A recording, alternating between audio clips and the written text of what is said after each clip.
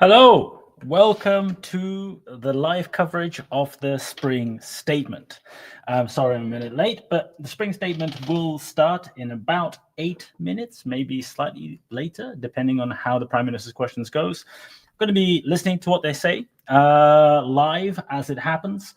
In case you have not been following, there's been a lot of talk about cuts. Everything seems to be about cuts at the moment. I'm going to just stick a whole bunch of, so I can see your chats over here and over here. I'm just setting it up. I had a last minute decision to go and cover this. We thought that maybe, we hoped there would be some kind of growth happening. We thought that maybe there's going to be interesting ideas on, hello, everybody. Hello, Johannes. Hello, Tom. Hello, Rambata. Hello, everybody. Thank you very much for the coverage of the last video. If you haven't seen the last video, which most people have not seen, because unfortunately, most people are not that interested in the solutions. Most people only want to complain about what's happening. And if somebody does talk about the solutions, and there's like an hour and 13-minute video, which is not me rambling, it is scripted, edited. It is like there's a lot of info in that 1 hour 13. People find the one thing which they specifically don't like, and they're like, nah, cancel the whole plan. So it's quite amusing. It is nobody is actually interested in the solutions. My lowest watched video in maybe the last 3 or 4 years. So there you go. That tells you something probably. So once Rachel Reeves takes a scene, I'm not going to bore you with the end of Keir Starmer's Prime Minister's questions, but in the run-up, we've heard a lot of announcements about stuff that I think is kind of irrelevant, if I'm completely honest. So there's an announcement that they're going to increase defense spending by £2.2 billion. And that is obviously a reflection on what's happening with Trump's administration and the whole of Europe situation and Ukraine and all of that stuff. But in the grand scheme of things, 2.2 billion, okay, it is like a reasonable. In the grand scheme of the overall budget, it's a rounding error, which is 1.3 trillion pounds. In terms of even the defense budget, okay, it's an increase, but it's not really material. It is like rate of inflation sort of increase. And I will try to keep up with the comments as much as I can, but I apologize, I will not be able to read all of them because quite a few are coming in, so we'll see. So and on top of the increase in defense spending, there is going to be another hit at welfare somewhere, because it turned out that the £5 billion hit that Rachel Reeves announced last time, the OBR has said that apparently it is only going to be 3.4 billion worth of cuts in that announcement. So she's going to have to go and cut something else. But really, if you think about the fact that the overall budget is like 1,300 billion pounds, right? When we're talking about 1 billion here, this is going to go up by 1 billion. This is going to go down by 1 billion. The overall picture doesn't really change, right? It's not going to move the needle. And most importantly, and I think this is just really, really critical, it might do something in the very, very short term. It might like tick a box that the UK government is adhering to their own self-imposed, rule that by the end of this parliament, they will, if you exclude investment, which is always a really funny exclusion, if you exclude investment, taxes will pay for all spending. So as long as you classify enough of your spending as investment, you've balanced the books. That's how it's going to go. But the truth is, we're not seeing anything really in terms of actual pushing growth, pushing the agenda for growth, which is what they've been talking about for so long. We've not seen any like explicit policies. We've not seen any interesting ideas. We've not seen anything that's going to like rock the boat a little bit, encourage companies to start up, encourage companies to move back to the UK, maybe encourage new companies who've never been in the UK to start and be based in the UK. We're not seeing anything about that at all. And I will do my best to shut up when she's talking. She's not come to, we've still got 3 or 4 minutes until she's due, but sometimes with these things they're 5-6 minutes late. So I will switch over. I've got it ready. It should work. So I've got it ready. So we will listen to when she comes up. Let's read a few comments before I need to not talk and we need to listen. As a startup SaaS owner, I was hoping to see more funding opportunities. Turns out nope, says Alex. Yeah, funding is a really big issue. Funding in the UK is a really big issue. You listen to some, founders or tech entrepreneurs, and they make it sound really easy. Oh yeah, we just went, liaised with the right people, collected a funding round of £50 million and then another fund. And you're like, yeah, the average person in the UK, in countries like the US, this is comparatively a lot better. But in the UK, if your funding, you could, if you're very, very lucky, hit the right people and get somewhere, but it's extremely difficult to get into the right circles. It's extremely difficult to even start the networking. Like for most people, like where do you go? I mean, I've run my own businesses. I've been through funding rounds for my own business. I've been through many funding rounds for other businesses. I'm aware of how it works. I've done enough of these types of things to know. But it is extremely difficult in reality for most regular businesses. Like if you're an ambitious person, you don't have the right connections, you don't have a rich daddy. If you want to go and start a business and you need a £200,000 investment to get going, good luck. If it's not going to be personal loans and personal credit cards and friends and family, it is very, very difficult. So that's definitely what do we got? Thoughts on Gary's economics. I know there's going to be probably a few people commenting this. My thoughts, I don't really like to comment too much on other people on social media and stuff like that. My thoughts are, I agree with the overall principle of the rhetoric. Like, I want things to get better for people too. That's like the main premise of my commentary and my suggestions and my thoughts. I'm a big believer that we need to improve the situation for working people, the economy, etc. I strongly disagree with like the method and the lack of method, I would say. I think just shouting tax the rich is not much of a solution. And I think the solution of implementing a wealth tax is not really feasible in terms of method. If there's a whole discussion that we can have on this, it is not feasible in terms of it doesn't actually solve anything. It is not feasible because it does not actually provide the necessary amount of wealth. Like, somebody was saying if you tax them 2% a year, that's 24 billion.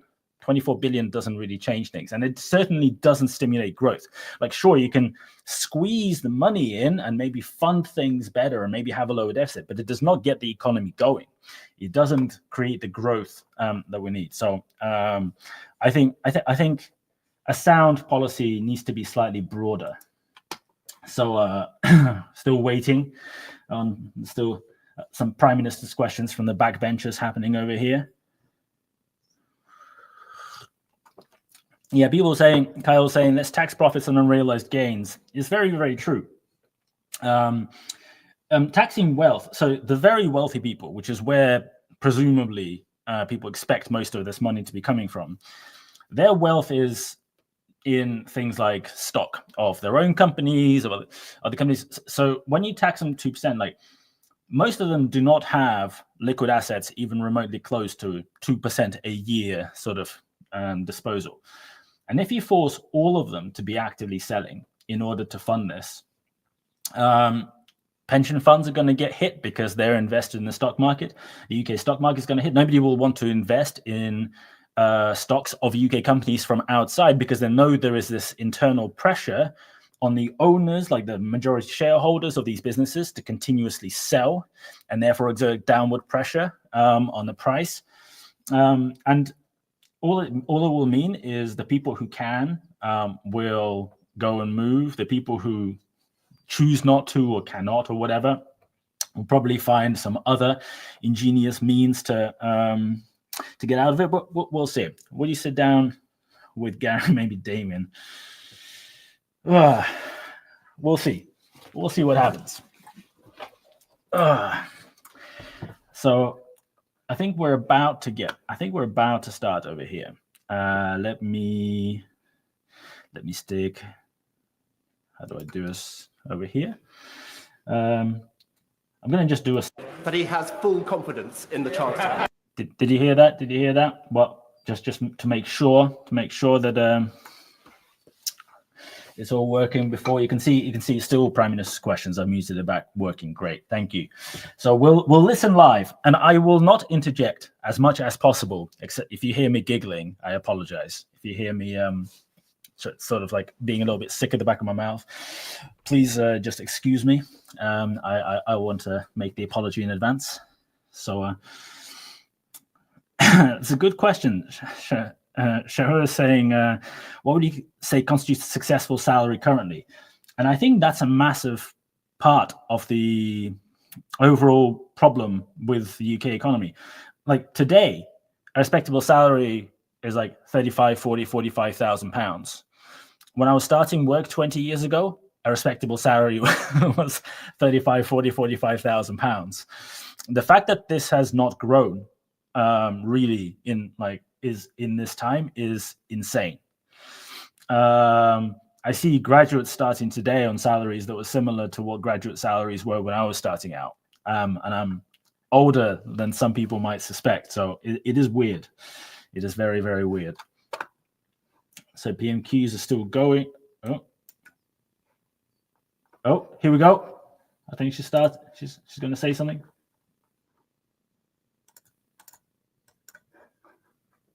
Why is there no sound? Right, we now come to the spring statement. Chancellor of the Exchequer, Rachel Reeves. Mr. Speaker, this Labour government was elected to bring change to our country, to provide security for working people, and to deliver a decade of national renewal. That work began in July. A decade. And I am proud of what we have delivered in just 9 months. Restoring stability to our public finances, giving the Bank of England the foundation to cut interest rates 3 times since the general election, rebuilding our public services with record investment in our NHS, bringing waiting lists down for 5 months in a row, and increasing the national living wage to give 3 million people a pay rise from next week. Now our task is to secure Britain's future in a world that is changing before our eyes. The threat facing our continent was transformed when Putin invaded Ukraine. Trump is to blame now. It has since escalated further and will continue to evolve rapidly. At the same time, the global economy has become more uncertain, bringing insecurity at home as trading patterns become more unstable and borrowing costs rise for many major economies. Mr. Speaker, the job of a responsible government is not simply to watch this change. This moment demands an active government, a government not stepping back, but stepping up. Yeah, doing something. A government on the side of working people. Go on then. Helping Britain to reach its potential. Okay, do something. And Mr. Speaker, we have the strength to do just that. As one of the world's largest economies, an ally to trading partners across the globe, and a hub for global innovation. These strengths and the progress that we have made so far mean that we can act quickly and decisively in a more uncertain world to secure Britain's future and to deliver prosperity for working people. Mr. Speaker, as I set out at the budget last year, I am today returning to the House to provide an update on our public finances. Please do. Supported by a new forecast from the Independent Office for Budget Responsibility. Ahead of a full spending review in June, I will then return to the House in the autumn to deliver a budget in line with our commitment to deliver just one major fiscal event a year. Yeah, well, so why not do it now? Let's wait. Forecasts. And I want to thank Richard Hughes and his team for their dedicated work. The increased global uncertainty has had 2 consequences. First, on our public finances, and second, on our economy. It wasn't them. Each in turn. It was everybody else's fault. In the autumn, I set out our new fiscal rules that would guide this government. These fiscal rules are non-negotiable. They are the embodiment of this government's unwavering commitment to bring stability to our economy and to ensure security for working people. Because the British people have seen what happens when a government borrows beyond their means.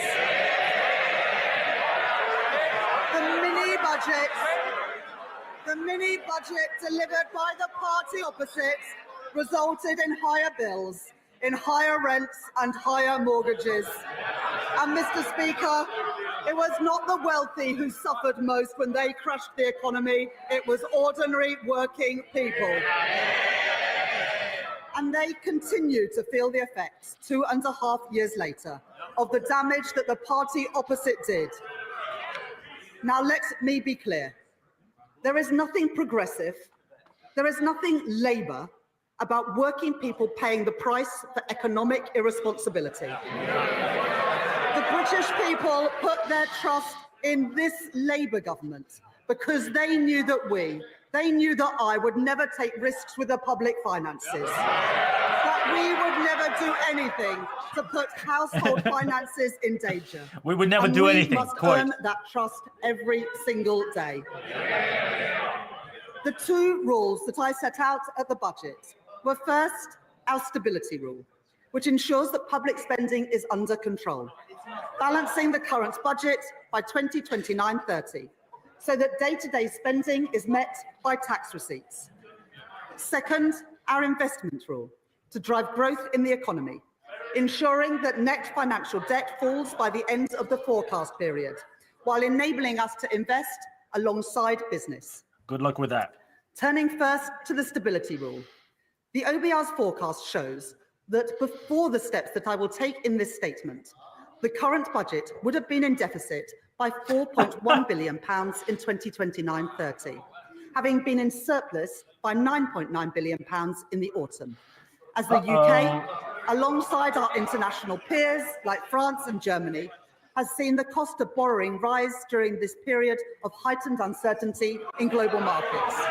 As a result of the steps that I am taking today, I can confirm that I have restored in full our headroom against the stability rule, moving from a deficit of £36.1 billion in 2025-26 and £13.4 billion in 2026-27 to a surplus of £6.0 billion in 27-28, £7.1 billion in 2028-29, and a surplus of £9.9 billion in 2029-30.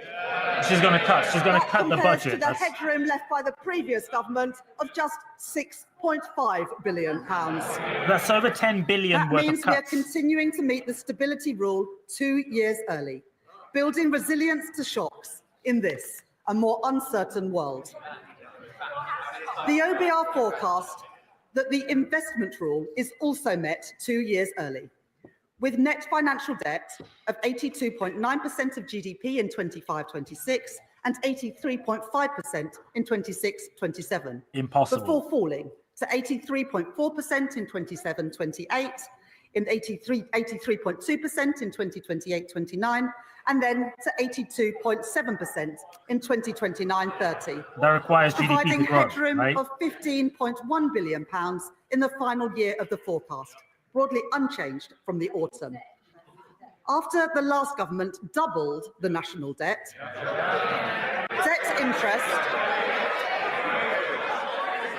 after they doubled the national debt interest payments now stand at £105.2 billion this year. Mr. Speaker, that is more than we allocate to defence, the Home Office and the Ministry of Justice combined. That is the legacy of the party opposites. So the responsible choice is to reduce our levels of debt and borrowing in the years ahead, so that we can spend more on the priorities of working people. And that is exactly what this government will do.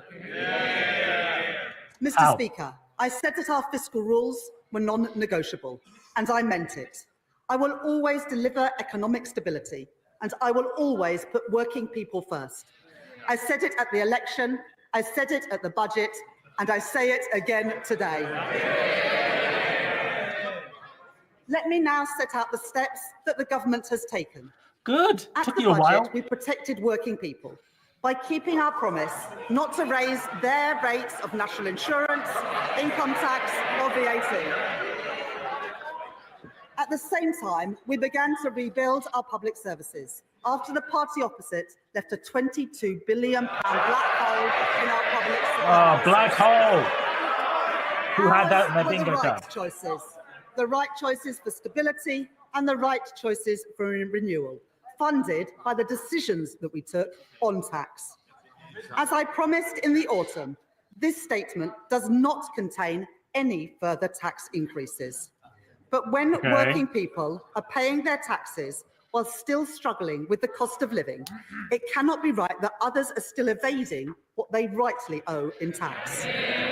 Go on then. In the budget, I delivered the most ambitious package of measures that we have ever seen to cut down on tax evasion, raising £6.5 billion per year by the end of the forecast. Today, I go further, continuing our investment in cutting-edge technology, investing in the HMRC's capacity to crack down on tax avoidance, and setting out plans to increase the number of tax fraudsters charged every year by 20%. These changes raise a further £1 billion, taking the total revenue raised from reducing tax evasion under this Labour government to £7.5 billion. Why not just These tax figures Google are and verified by the Microsoft Office of VAT? Budget Responsibility, Just and I putting it want out to there. thank my honourable friend, the Exchequer Secretary, for his continued work in this area. Mr. Speaker, last week, my right honourable friend, the Secretary of State for Work and Pensions, set out this government's plans to reform the welfare system. The Labour Party is the party of work. We believe that if you can work, you should work. But if you can't work, you should be properly supported. This government inherited a broken system.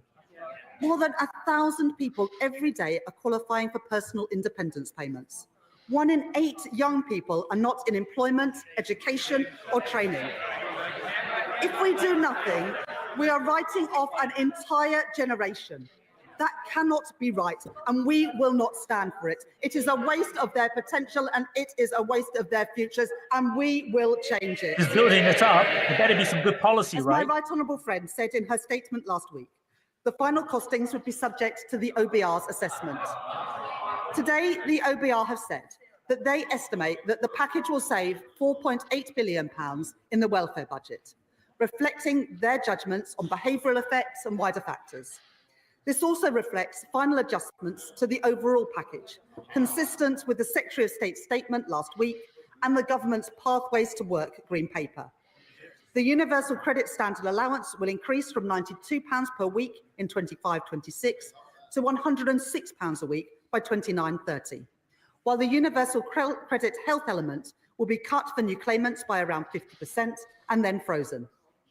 On top of this, we are investing £1 billion to provide guaranteed, personalised employment support to help people back into work.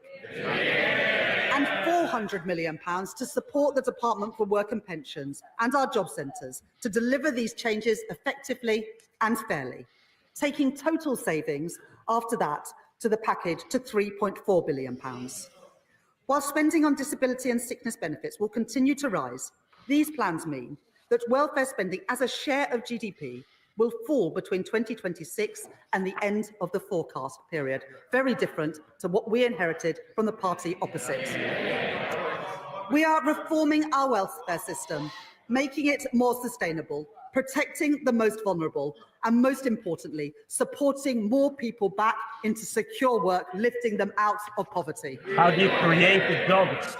That's the question. Mr. Speaker, at the budget, I fixed the foundations of our economy to deliver on the promise of change. That work has already begun. 2 million extra appointments in our NHS. Waiting lists down. New breakfast clubs opening across England. The largest settlements in real terms for Scotland, Wales and Northern Ireland in the history of devolution. Asylum costs falling, promises made, promises kept, and every single one of them opposed by the parties opposite. At the budget, alongside providing an increase in funding for this year and next, I set the envelope for the spending review, which we will deliver in June, led by my right honourable friend, the Chief Secretary to the Treasury. to set departmental budgets until 28-29 for day-to-day spending and until 2029-30 for capital spending. Today, I'm reflecting 2 steps that we have taken on our spending plans. First, because we are living in an uncertain world, as the Prime Minister has set out, we will increase defence spending to 2.5% of GDP, reducing overseas aid to 0.3% of gross national income. This means we save £2.6 billion in day-to-day spending in 2029-30 to fund our more capital-intensive defence commitments. Negligible. Second, in recent months, we have begun to fundamentally reform the British state, driving efficiency and productivity across government to deliver tangible savings and improve services across our country. Earlier, the Prime Minister set out plans to abolish the arm's-length body NHS England and ensure that that money goes directly to improving the service for patients. My right honourable friend, the Health Secretary, is driving forward vital reforms to increase NHS productivity, bearing down on costly agency spend to save money so that we can improve patient care. And my right honourable friend, the Chancellor of the Duchy of Lancaster, is taking forward work to significantly reduce the costs of running government by 15%, worth £2 billion by the end of the decade. This work shows that we can make our state leaner and more agile, delivering more resources to the front line, while ensuring that we control day-to-day spending to meet our fiscal rules. Today, I build on that work by bringing forward £3.25 billion of investment to deliver the reforms that our public services need through a new transformation fund. That is money brought forward now to bring down the costs of running government by the end of the forecast period. What? By making public services more efficient, more productive, and more focused on the user. They're spending $3 billion today the in first order to allocations cut from this fund, spending, including funding for voluntary exit schemes to reduce the size of the civil service, pioneering AI tools to modernise the state, investment in top technology for the Ministry of Justice to deliver probation services more effectively, and upfront investment so we can support more children into foster care to give them the best possible start in life and reduce cost pressures in the future. Our work to make government leaner, more productive and more efficient will help deliver a further £3.5 billion of day-to-day savings by 2029-30. Overall, day-to-day spending will be reduced by £6.1 billion in 2029-30, and it will now grow by an average of 1.2% a year above inflation, compared to 1.3% in the autumn. we'll still have nothing, like Mr. no Speaker, actual policies. I can confirm to the House 20 minutes in. that day-to-day spending will increase in real terms above inflation in every single year of the forecast. The GDP also needs to grow above inflation. Apart from the reductions in overseas aid, day-to-day spending across government has been fully protected. I can also confirm our approach to capital investment. In the autumn budget, I announced £100 billion of additional capital spending to crowd in investment from the private sector, to fix our crumbling infrastructure, and to create jobs in every corner of our country. Today, I am not cutting capital spending, as the party opposite did time and time again, because that choked off growth and it left our school roofs literally crumbling. That was the wrong choice. It was the irresponsible choice. It was the Tory choice. Today, I am instead increasing capital spending by an average of £2 billion per year compared with the autumn. And what? To drive growth in our economy and to deliver in full our vital commitments on defence. On what? £2 billion on what? This government will ensure that every pound we spend will deliver for the British people by increasing productivity, driving growth in our economy and improving our frontline public services. But £2 billion on what? Oh, well, just Mr. won't Speaker, tell. Let me turn now to the impact of increased uncertainty on our economy. To deliver economic stability, we must work closely with the Bank of England, supporting the Independent Monetary Policy Committee to meet their 2% inflation target. There have been 3 interest rate cuts since the general election, and today's data showed that inflation fell in February. Having peaked at 11% under the previous government, the OBR forecasts that CPI inflation will average 3.2% this year before falling rapidly to 2.1% in 2026. Wait, so BR is expecting it to go up? And meeting the 2% target from 2027 onwards. Well, BR is saying it's going to go up, right? Families 3.2 and businesses the security that they need and providing our economy with the stable platform it needs to grow. Wait, she said that's a good thing. Mr. Speaker, OBR is saying it's going to go earlier up. this month, the OECD downgraded this year's growth forecast for every G7 economy, including the UK. And the OBR have today revised down our growth forecast for 2025 from 2% in the autumn to 1% today. Oh, no. I am not satisfied with these numbers. And that is why we, on this side of the House, are serious about taking the action needed to grow our economy. Backing the builders, not the blockers, with a third runway at Heathrow Airport and the planning and infrastructure bill. Increasing investment with reforms to our pension system and a new national wealth fund. And tearing down regulatory barriers in every sector of our economy. That is a serious plan for growth. That is a serious plan to improve living standards. That is a serious plan to renew our country. Maybe in the autumn we'll go down from 1% growth to no growth. Mr. Speaker, a changing world presents challenges, but it also presents new opportunities for new jobs and new contracts in our world-class defence industrial centres, from Belfast to Deeside and from Plymouth to Rosyth.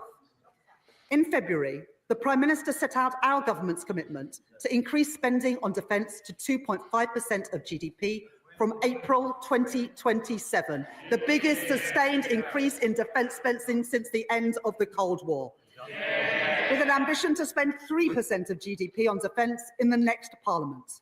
That was the right decision in a more insecure world, putting an extra £6.4 billion into defence spending by 2027.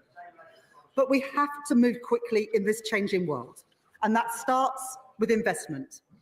So today I can confirm that I will provide an additional £2.2 billion for the Ministry of Defence in the next financial year, a further down payment on our plans to deliver 2.5% of GDP by 2027.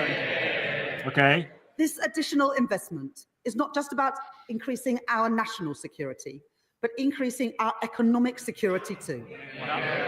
As defence spending rises, I want the whole country to feel its benefits. So I will now set out the immediate steps that we are taking to boost Britain's defence industry and to make the UK a defence industrial superpower. Can we have some actual policies, like for the economy? We will spend a minimum of 10% of the Ministry of Defence's equipment budget on new novel technologies, including drones and AI-enabled technology. Driving forward advanced manufacturing production in places like Glasgow, in Derby and in Newport. Creating demand for highly skilled engineers and scientists, and delivering new business opportunities for UK tech firms and startups. We will establish a protected budget of £400 million within the Ministry of Defence, a budget that will rise over time for UK defence innovation, with a clear mandate to bring innovative technology to the front line at speed.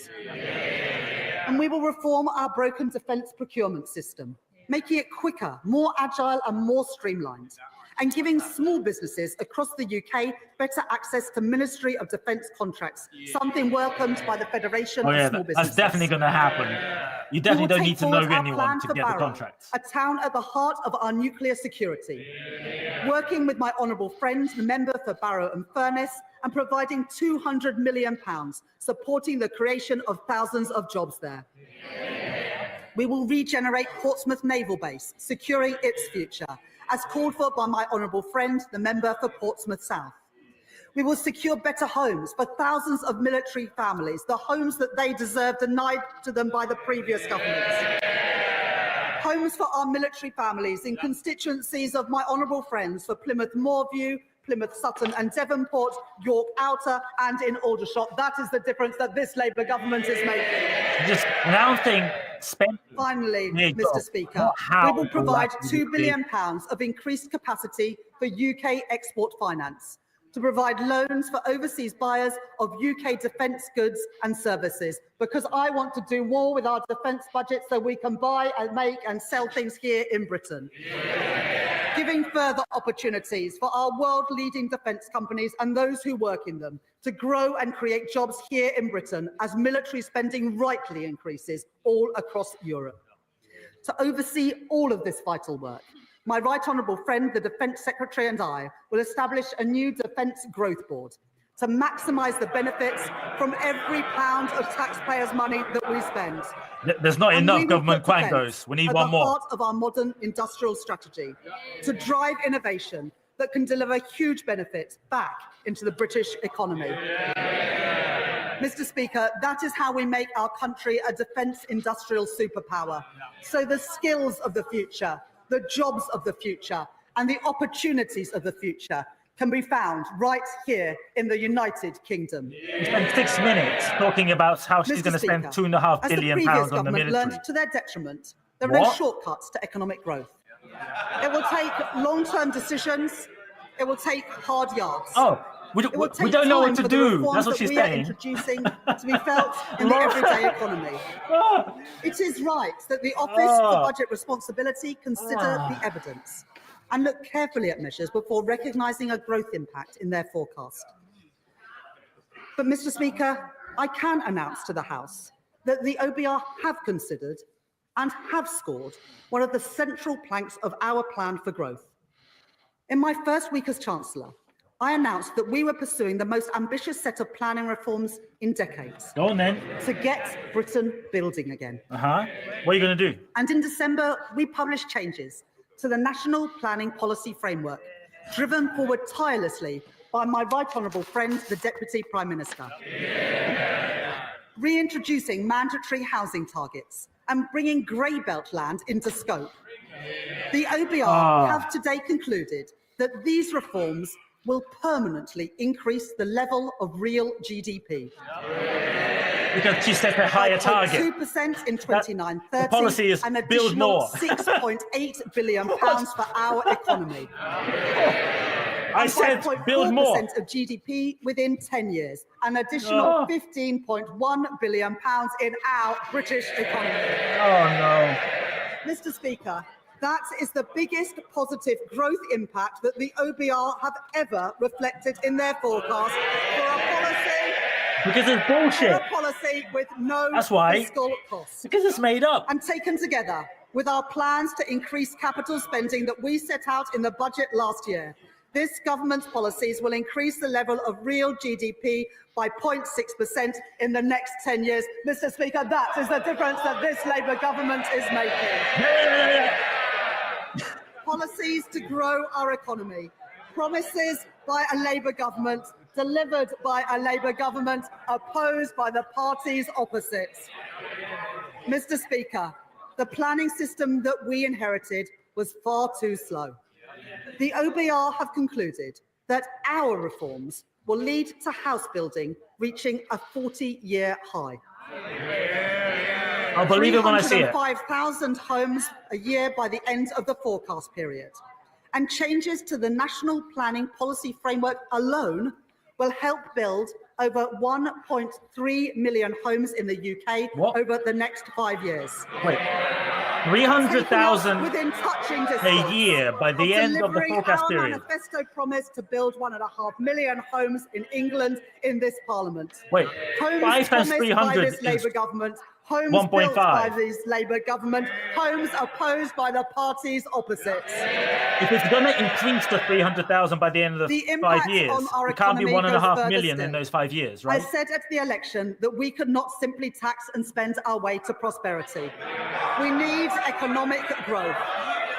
So I can today confirm that the effect of our growth policies, including our planning reforms, means an additional £3.4 billion to support our public finances and our public services by 2029-30.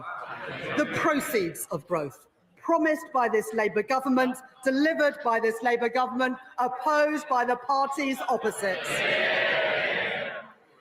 Mr. Speaker, earlier this week, we provided an additional £2 billion of investment in social and affordable homes next year, delivering up to 18,000 new homes and allowing local areas to bid for new development across our country, including sites in Thanet, in Sunderland and in Swindon.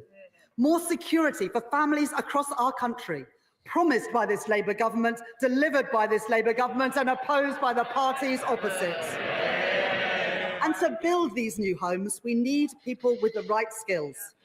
Earlier this week, my right honourable friend, the Education Secretary, announced more than £600 million to train up 60,000 more construction workers, including with 10 new technical excellence colleges across every region of our country, giving working people the chance to fulfil their potential.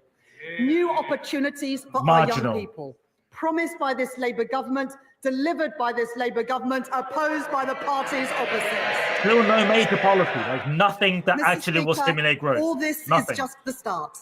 The planning and We're infrastructure half an hour bill in. passed its second reading on Monday. No thanks to the parties opposite. Once this bill completes its passage, it will help deliver the homes and infrastructure our country badly needs. And I say to the parties opposite, the British people will be watching. Yeah, we're watching. If the parties Tell us what you're going to do. don't support these reforms, let us be clear about what that means. They are opposing economic growth. No, we They won't. are Tell us opposing something more about homes growth. for families. They are opposing good jobs across our country. No. We on this side are clear about whose side we are on. The parties opposite must decide too. This Labour government is taking the right decisions now to secure Britain's future. Oh, And okay. today I can confirm to the House that the OBR have upgraded their growth forecast next year and every single year thereafter. Who cares about a forecast that doesn't happen? With GDP growth, After slashing it this year. with GDP growth of 1.9% in 2026, of 1.8% in 2027, 1.7% in 2028, and 1.8% in 2029. Mr. Speaker, that's by good. the end of the forecast, our economy is larger compared to the OBR's forecast at the time of the budget. That is the difference that this Labour government is making.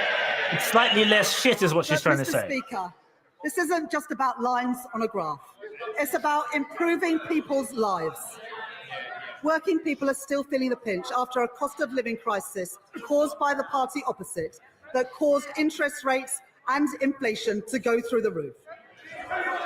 So I am pleased that the OBR confirmed today that real household disposable income will now grow this year at almost twice the rate expected in the autumn. But why? Because of what? Compared Which to the policy? forecast in the final budget delivered by the party opposite, and after taking into account inflation, the OBR say today that people will be, on average, over £500 a year better off under this Labour government.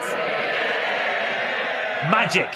That will mean more money in the pockets of working people, higher living standards promised by this Labour government, delivered by this Labour government, opposed by the parties opposite. Mr. Speaker, the world is changing. We can see that and we can feel it. A changing world demands a government that is on the side of working people, acting in their interest, acting in the national interest. Yeah, so what are you going to do? Not retreating from challenges, not stepping back. Yeah.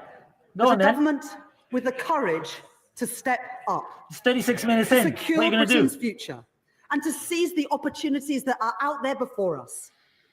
I am impatient for change. The British people are impatient for change. Yes, tell us. After 14 years of failure. Come on now. We are beginning to see change happen. Our plan for change is working. Defence spending no. is rising. Waiting lists are falling. GDP Wages growth is are up. halving. Interest rates are cut. That is the difference that this Labour government is making. What? And today, Mr. Speaker, the OBR confirmed that our plan to get Britain building will drive growth in our economy and put more money in people's pockets. There are no quick fixes, but we have taken the right choices. Which choices? Returning stability to our economy after years of mismanagement by the party opposite. Delivering security for our country and security for working people. That is what drives this government. What is the policy? That is what drives me as Chancellor. It's just words. That is what drives the choices that I have set out today. And I commend this statement to the House. That's it? No. That is it? Chancellor Mel Stride. Wow, that is appalling. It's like nothing. Mr. Speaker, absolutely nothing. At the last budget, the Right Honourable Lady said that she would bring stability to the public finances. Stability to the public finances. But this statement, more appropriately referred to as an emergency budget, has brought her to a cold, hard. Can I just say to you, quite rightly, I want to hear to the Chancellor. I know I want to hear the Shadow Chancellor. I don't need any help. Why do they behave like Thank children? you, Mr. Speaker. This emergency budget, Mr. Speaker, has brought the Right Honourable Lady to a cold, hard reckoning. She has become very fond recently to talk about the world having changed. Well, indeed it has, Mr. Speaker. This country was growing at the fastest rate in the G7 only about a year ago.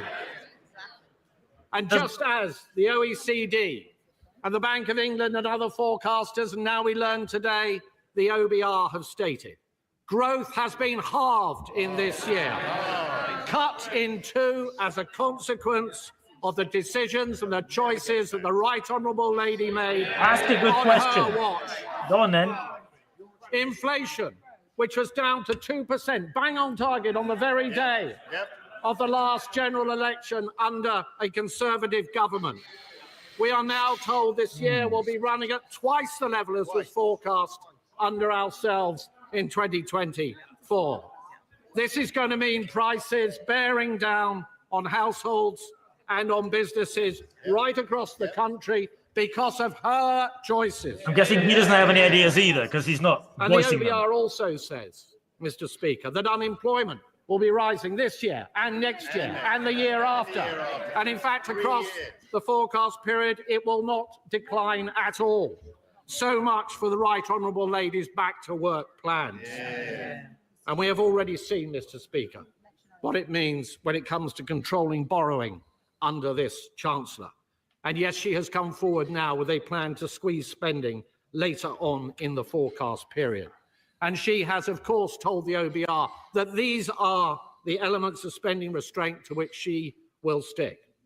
But what do the markets think? And could I ask the Right Honourable Lady, given her track record, given the fact that she has failed to control spending and borrowing to date, what does she think the markets are going to make of her latest promises?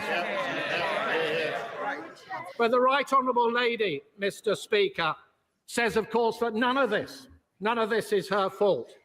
It is the war in Ukraine. It is President Trump. It is tariffs. It is President Putin. It is the Conservatives. It is her legacy. It is anybody but her. He's not wrong. Well, he's not wrong on that what the one. British people know, Mr. Speaker, is that this is a consequence of her choices. She is the architect of her own misfortune. It was the Right Honourable Lady, Mr. Speaker, who talked down the economy, so that business surveys and confidence crashed through the floor. It was the Right Honourable Lady who confected the £22 billion black hole. He's been equally useless so was far. only ever there in order to cover up for the fact that she and the Prime Minister reneged on their promises to the British people during the last general election. And a black hole that the OBR themselves, ironically at the government's behest, have said they will not legitimise. Can we have an actual point? She chose to be reckless with a sliver of headroom against her fiddled targets. She borrowed and spent and taxed like it was the 1970s. Little wonder, Mr. Speaker, that the Chancellor has tanked the economy. Little wonder we have an emergency budget, all because of her choices. Now, the Chancellor likes to tour the television studios and tell everybody they should be thankful that she will not be ramping up taxes in this emergency budget as she did before. But that will be cold comfort to the millions up and down the country waiting in fear and trepidation for the start of the new tax year. Buckling under the burden of tax that will be rising to the highest tax burden on her watch in the history of our country. He still hasn't said anything. And so could I ask the right honourable lady, okay, go if on, when then. she replies in a moment, she will give that much needed reassurance, particularly to businesses, that she will not be ramping up taxes still further in the autumn. What a bad question. All that Even time, a basic and that is the economist, question? Mr. Speaker, knows that if you tax something, you Like, get less of it. Nothing about You don't growth need to or have worked what? at the Bank of England for 10 years, Mr. Speaker, to know that. Oh, it's so painful. So what did the Chancellor tax? It's so painful. She taxed jobs and wealth creation. She's destroyed livelihoods, businesses, clobbered big and small companies, the backbone of our economy. Enterprise crushed on the altar of her ineptitude. The CIPD telling us a third of those businesses affected will shed labour. Morrison's losing 200 jobs, Tesco 400, Sainsbury's 3,000 jobs lost. No wonder the Federation of Small Business say that outside of the pandemic, business confidence has been left at its lowest level on record. But it's not just businesses, Mr. Speaker. It's charities, it's GPs, it's pharmacists, it's those who transport children who have special educational needs, and it is hospices caring for the sick and the dying. In this House, Mr. Speaker, the Labour Party had the opportunity yesterday and last week to stop that, but they voted our amendments down. Let's listen to the end of this and then her response. We will never let their and then constituents we'll forget quickly it. discuss what actually happened. I took some notes. Mr. Speaker, if you ramp up taxes, if you ramp up borrowing and spending without any commensurate improvement in productivity, it leads to growing inflation. And inflation has been increasing on this government's watch. It means that interest rates stay higher for longer. The Chancellor just now trumpeted the fact that there have been 3 interest rate cuts since the Labour Party came to office. She knows full well there should have been more than that had she managed. She knows full well. She knows full well. She knows full well, Mr. Speaker. She knows full well that interest rates are higher for longer because of the choices that she took. And this has led, Mr. Speaker, to servicing costs for our national debt, which is running at twice the defence budget. And today we have learned from the OBR that debt interest is to increase still further. None of this money, Mr. Speaker, is going to be spent on public services. It will be going down the drain. Mr. Speaker, the real black hole, Mr. Speaker, the real black hole is not the one the Chancellor invented. It is the one the Chancellor created. Oh, you must have spent all night coming up with that one. It's not a problem, Mr. Speaker, the fact that this Chancellor is a gambler. Even with her fiscal targets, she left way too little headroom. Way too little headroom. And it's not the truth that whilst the right honourable lady said at the last budget that that was a once-in-a-parliament reset, she rolled the dice on a wafer-thin margin, and she lost. Reckless with her fingers crossed, she fiddled the targets and she missed them. Is he going to talk for half an hour? I'm not sure about the language we use. I think there are better words and more constructive words the Shadow Chancellor would prefer to use. Can I just point out, thank you, Mr. Can I just point out that all of her fiscal headroom disappeared, not just some of it. In fact, she went underwater to the tune of £4.1 billion. Mr. Speaker, Reeling from one fiscal event to the next is not a way to run the public finances. And breaking your fiscal rules to the extent that the Right Honourable Lady has in just 6 months is a public humiliation.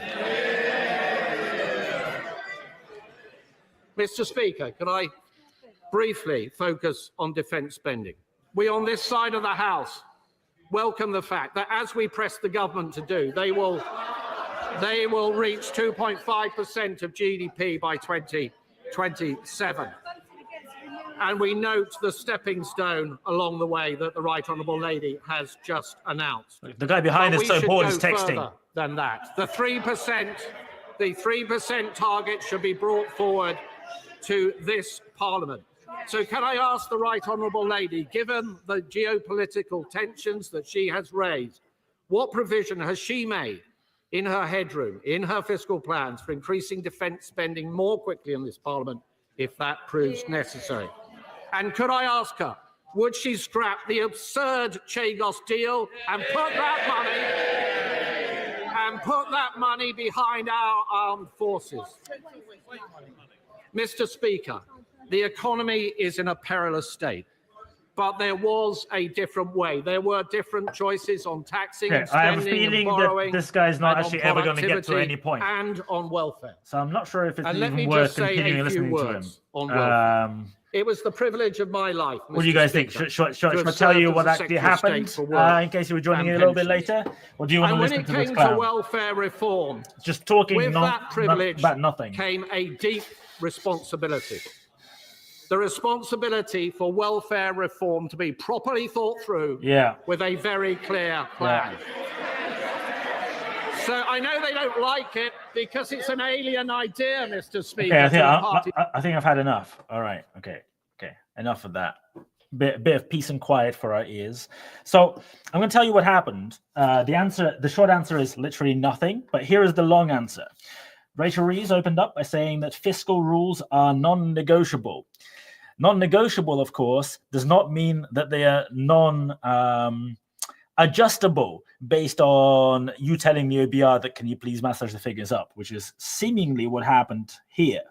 Because she announced a whole bunch of stuff, and I'm going to tell you exactly what she announced. And then she said that meant that the OBR's forecast for the end of the period, so as in 5 years from when they took office, so 4.5 years from now, whatever, or 4 years from now, that the deficit, if you exclude investment, the deficit was going to be 4.1 billion, which was plus 6 billion before.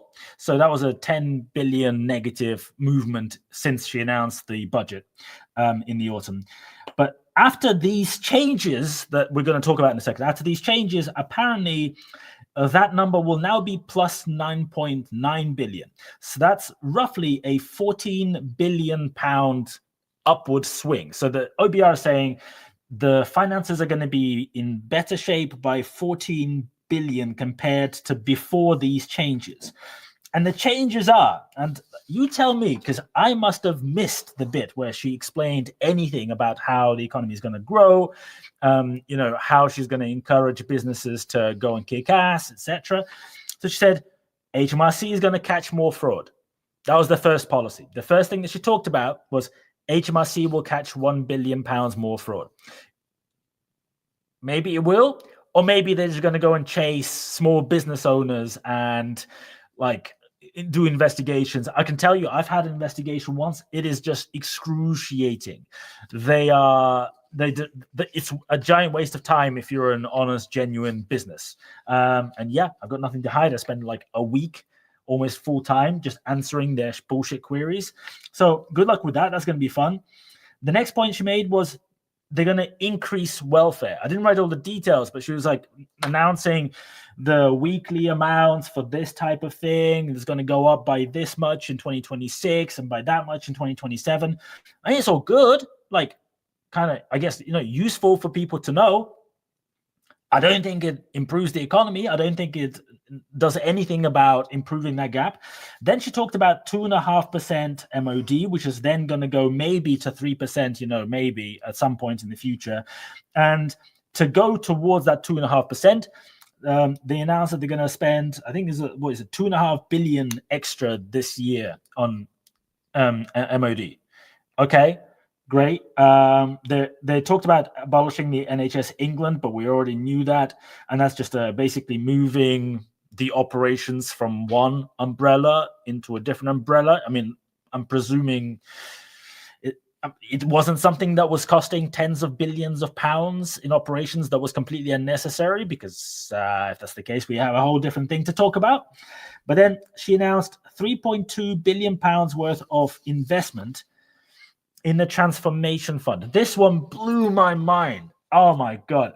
So she began talking. She was talking about how the government will cut central government spending by 15%. And I was like, oh, what? You're going to announce Doge? We're going to stop spending money frivolously, stop spending money on stuff we don't need to spend money on. But then she said, the way that they will stop spending money is they're going to put 3.2 billion pounds into this new thing called the transformation fund. And that's the solution. So you stop spending money by donating 3.2 billion to, I don't know, what is it going to be, some consultants, a new Quango, what is this? I don't know. You tell me. Maybe I misunderstood. I hope I misunderstood. Then she said that OBR. She was talking for quite a long time about different numbers that the OBR was saying, but then she was very, very positive. She was like, OBR said that inflation is going to go down. So for this year, OBR said inflation is going to be 3.2%. And we're like, wait a second. Inflation in the data this morning was 2.8%. So the OBR is saying inflation is going to go up this year. Yeah, let me just write this down. And she was just saying it as this massively positive thing. I thought that was pretty incredible. So it's going to be 3.2, but then it's going to slowly move down. And this is not new. Every single time the OBR does a forecast for inflation, they do a short-term, like this year forecast, which is kind of roughly what they actually think. Everything beyond that always reverts towards the 2% mark, because they expect that whatever happens, it will sort of normalize towards the norm, right? So it's kind of irrelevant what the OBR's forecast for inflation is in 2027 and 2028. It is always moving towards 2%. And then she kind of quickly glanced over the fact that the OBR growth forecast for this year for the economy has been slashed from 2% to 1%. It was 2% in autumn when she did her budget, and it is now 1%. The fact that this is not an issue or something that the Tory counterpart, her counterpart, brought up at all. Well, he brought it very, very briefly. But the fact this isn't a major issue, she was then saying very proudly, she was like, the OBR said that the economy is going to grow 1.8% in this year and 1.7% in this year. I don't have the exact numbers in front of me, but that's roughly like what she was saying. I was looking and going, so for the next 5 years, the economy is not projected to grow 2% in any one of those years, and this year is going to be 1%. And presumably the 1.8, etc., is optimistic because they've just massively downgraded this year. That is really bad, right? Like this is not good in any way. Then she was saying that they're gonna. She was like, we are not going to be like the other party. We're not going to cut capital investment. We need to invest in stuff. Some stuff. So we're going to invest 2 billion in capital investment. And she was talking about this point for about 2 minutes, and she didn't actually say what they're going to spend it on. It's just, we're going to spend 2 billion pounds more money. And all the Labour people going, yeah. It's like, on what? Are you, like, is it going to go to schools? Is it going to, like, just give us a flavor, if you or say, and other things. Just give us something. Like, what is going to be spent on? We're just going to spend more money. Great. Then she was saying, there was that whole giant section on military production. So she was talking about how the sites in Newport and Derby and Barrow are going to get, more investment. She was saying there's going to be 200 million. This is the thing that bothers me with all this stuff. So she was talking about creating more infrastructure and jobs in Barrow. Barrow is like the UK nuclear submarine HQ, if you like, right? That's a small town. And the way that she said that they are going to go and generate all of this extra jobs and extra infrastructure is just, they're like, we're going to spend £200 million. That's not a policy. That is not a policy. Spending £200 million is not a policy. It is not we're going to go and create new, I don't know, like business networks, and we're going to create better road and rail transport to it. So we're going to encourage businesses to set up there by doing X, Y, Z, right? None of that. It's just money. I put money here, therefore there will be jobs. I mean, like, I don't get it. Tell me, am I missing something? Maybe I'm missing something. And then there was just, I'm sure I must have misunderstood this point. And I'm just going to double check, because I think I have a running transcript somewhere, because towards the end, she was talking about housing, right? And she was saying that they need to they're going to 100% commit to building that 1.5 million homes by the end of the period. And this was bizarre because, like, I know, we're not all mathematically gifted. I'm trying to see if I can see, but I can't see it. She mentioned that by the end of the period, maybe I misheard again.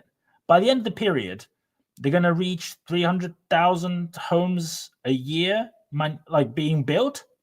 Maybe she said something else. Maybe she said 300 something, 350 or something. Maybe I didn't hear it right because of all the shouting in Parliament.